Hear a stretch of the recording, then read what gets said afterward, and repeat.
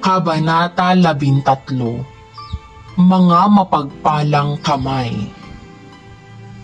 Walang kibuan ang dalawa hanggang sa lumubog ang araw. Dinala ng gerero ang binata sa isang malapad at malinis na bato.